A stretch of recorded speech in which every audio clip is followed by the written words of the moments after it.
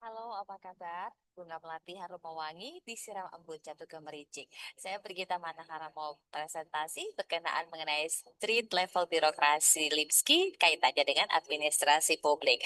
Baik, izinkan saya untuk dapat menyampaikan materi berkenaan mengenai analisis teori birokrasi tingkat jalanan atau street level birokrasi yang telah dikemukakan oleh Michael Lipski dalam kebijakan publik. Tetapi sebelumnya izinkan saya untuk menjelaskan berkenaan mengenai siapa itu Michael Lipski.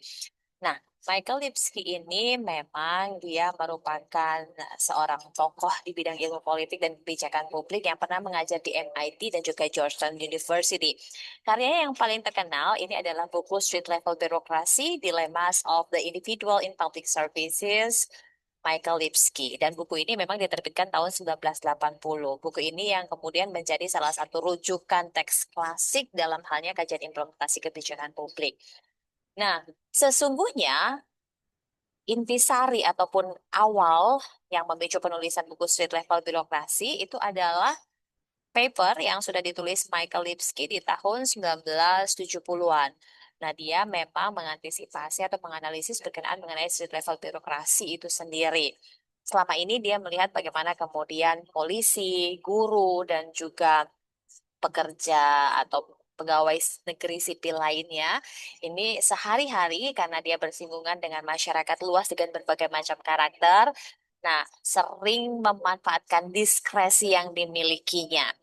Relasi-relasi yang mereka alami sebagai individu dan sebagai organ dari pemerintahan bagian terdepan yang langsung berhubungan dengan orang, ini membuat ia terus-menerus berhubungan dengan bagaimana dimensi struktur, bagaimana kemudian dimensi relasinya, interaksi-interaksi yang ada, termasuk juga dia sebagai individu, individu perorangan itu sendiri. Itulah yang kemudian mendorong adanya street level birokrasi.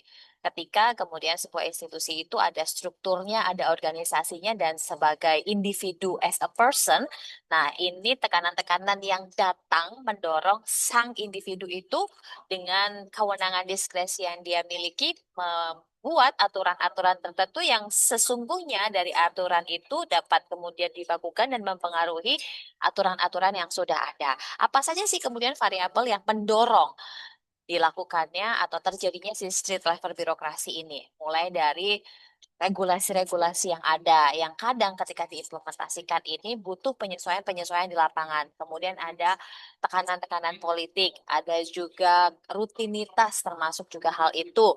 Ada juga dinamika antara satu orang dan orang lainnya dalam sebuah kelompok ataupun institusi. Dan ada pula termasuk di dalamnya adalah personal beliefs, kepercayaan ataupun idealisme dari masing-masing individu pegawai negeri sipil itu sendiri dalam melaksanakan tugasnya sehari-hari. Apabila dilihat runutannya, ini bisa digambarkan dalam diagram berikut ini, bahwa ketika kita bicara street level birokrasi itu tidak lepas dengan street level diskresi dan termasuk juga ini merupakan hasil analisa yang dilakukan oleh masing-masing individu mengenai street level implementation. Karena sekali lagi ketika kita bicara mengenai aturan kebijakan itu tidak selalu sesuai dengan apa yang ada di lapangan dan diskresi inilah yang mendorong dilakukannya perbaikan-perbaikan sehingga muncullah street level birokrasi itu sendiri. Ini diskresi yang tadi sudah saya jelaskan beberapa kali yang mendorong terjadinya street level birokrasi itu sendiri. Apabila dibandingkan karakteristiknya antara street level birokrasi, street level kemudian dan juga sistem level birokrasi ini bisa dilihat karakteristik pembedanya mulai dari organisasi rules-nya, human interaksinya, bahwa ketika kita bicara mengenai street level birokrasi itu bisa full ataupun bisa partial. Tetapi kalau kita sudah bilang yang no interaction, nah ini berarti dia sudah benar-benar tidak ada interaksi antara masing-masing orang ataupun individu yang terkait di dalamnya. Dan tentu saja teknologi mengambil peran ketika street level birokrasi ini diterapkan. Yang jelas ini tidak jauh berbeda dengan bottom up karena dia berupaya ataupun mengubah apa yang sudah ada berdasarkan dari ketentuan-ketentuan ataupun perilaku-perilaku ataupun kebiasaan-kebiasaan hasil diskresi para pekerja yang ada di level terdepan, garda terdepan yang berinteraksi langsung dengan Malaysia. Lalu apa sebenarnya kontribusinya? Mulai dari bagaimana kemudian pola interaksi dinamikanya, bagaimana kemudian pengalaman nyata di lapangan. Nah, inilah yang menjadi faktor-faktor ataupun elemen-elemen yang menguatkan Lipsti dengan street level birokrasinya. Pemikirannya itu didasarkan pada otonomi dalam praktik kebijakan, termasuk juga peran kritis si pegawai ini di garis depan seperti yang tadi sudah saya sampaikan. Dan kemudian kalau ditanya peran penting penyelenggara publik, tentu ini erat kaitan dengan akuntabilitas. Seorang pegawai negeri sipil melekat bersamanya adalah kewenangan ataupun kewajiban untuk bisa melaksanakan asas umum penyelenggaraan pemerintahan yang baik AUPB atau Good Corporate Governance itu sendiri. Dan tentu saja ini dilakukan dalam upaya menjawab kebutuhan publik. Ini kalau kita lihat bagaimana kemudian implementasi kebijakannya, memang dari street level birokrasi ini dampaknya tentu pada si implementasi kebijakan yang didasarkan ataupun hasil dampak dari si otonomi pegawai itu sendiri. Inilah yang kemudian diskresi-diskresi dan otonom yang dimiliki oleh masing-masing individu bisa turut berdampak pada dampak sosialnya.